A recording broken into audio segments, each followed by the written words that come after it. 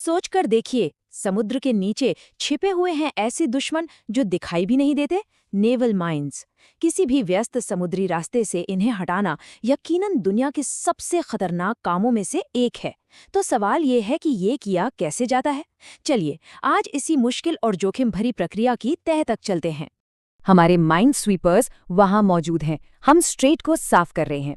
देखिए, president Trump के इस एक बयान से ये बात बिल्कुल साफ हो गई कि अमेरिका का एक बड़ा सैन्य अभियान आधिकारिक तौर पर शुरू हो चुका है। तो इस पूरी प्रक्रिया को समझने के लिए हम क्या करने वाले हैं? सबसे पहले मिशन के लक्ष्य को देखेंगे। फिर ये जानेंगे कि कोई भी एक्शन लेने से पहले सबसे जरूरी शर्तें क्या हैं। इसके बाद हम उस एलीट टीम और उनके हाईटेक गैजेट्स पर नजर डालेंगे। माइंस खोजने के 4 स्टेप वाले मिशन को समझेंगे और आखिर में देखेंगे कि ये काम असल में घास के ढेर में सुई खोजने जैसा क्यों है। तो सबसे पहला सवाल, मिशन आखिर है क्या? बिल्कुल सीधा और साफ, हॉर्मुज़ स्ट्रेट को माइंस से क्लियर करना। और ये कोई अफवाह नहीं है। अमेरिकी सेंट्रल कमांड ने खुद इस बात की पुष्टि की है कि ये एक बेहद जरूरी माइन क्लियरेंस ऑपरेशन है।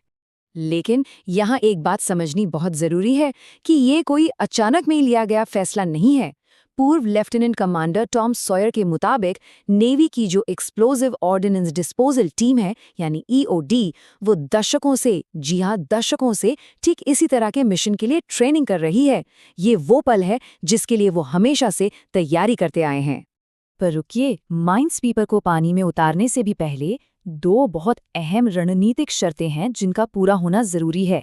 मतलब खोज शुरू करने से पहले इन 2 बातों को पक्का करना सबसे जरूरी होता है। पहली शर्त, दुश्मन की नई माइंस बिछाने की क्षमता को पूरी तरह से खत्म करना।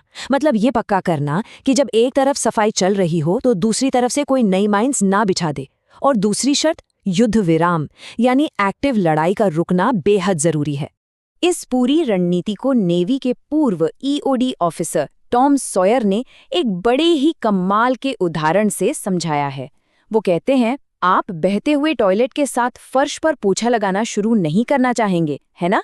बिल्कुल सही बात है। पहले आपको प्रॉब्लम की जड़ को रोकना होगा। अच्छा, तो अब जब हमें स्ट्रैटेजी समझ आ गई है, तो चलिए अब मिलते हैं उस स्पेशल टीम से और उनके हाईटेक साजो सामान से, जिन्हें ये खतरनाक काम सौंपा गया है। तो इस ऑपरेशन को लीड कर रही है लिटिल क्रेक वर्जीनिया की ईओडी मोबाइल यूनिट 6। और हाँ, उनका एक जबरदस्त निकनेम भी है, द केग बस्टर्स। अब बात करते हैं इनके हथियारों की, यानी इनके टूल किट की। इसमें 3 मुख्य चीजें हैं। सबसे पहले अनमैन्ड अंडर वाटर व्हीकल्स यानी यूयूवीज। ये समझ लीजिए कि ये छोटी रोबोटिक पनडुब्बियां हैं जो अपने आप बड़े बड़े इलाकों को स्कैन करती हैं। फिर आते हैं रिमोट ऑपरेटेड व्हीकल्स आरओवीज, जिन्हें ऊपर बैठकर कंट्रोल किया जाता है। इनमें कैमरास और रोबोटिक हाथ लगे होते हैं।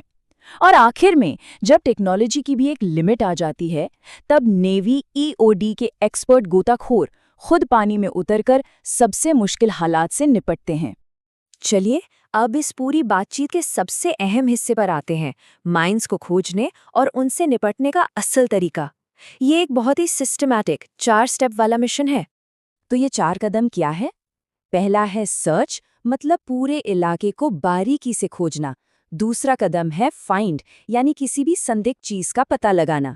तीसरा है मार्क, यानी मिली हुई चीज की एकदम सटीक लोकेशन को मार्क कर लेना। और चौथा और आखिरी कदम है डील, यानी उस चीज से निपटना, चाहे उसे डिफ्यूज करना हो या उसे वहीं नष्ट करना हो। लेकिन यहाँ कहानी में एक बहुत बड़ा ट्विस्ट है। इतनी तैयारी, इतना बड़ा ऑपरेशन, पर सच ये है कि अभी तक पानी में एक भी असली माइन मिलने की पुष्टि नहीं हुई है।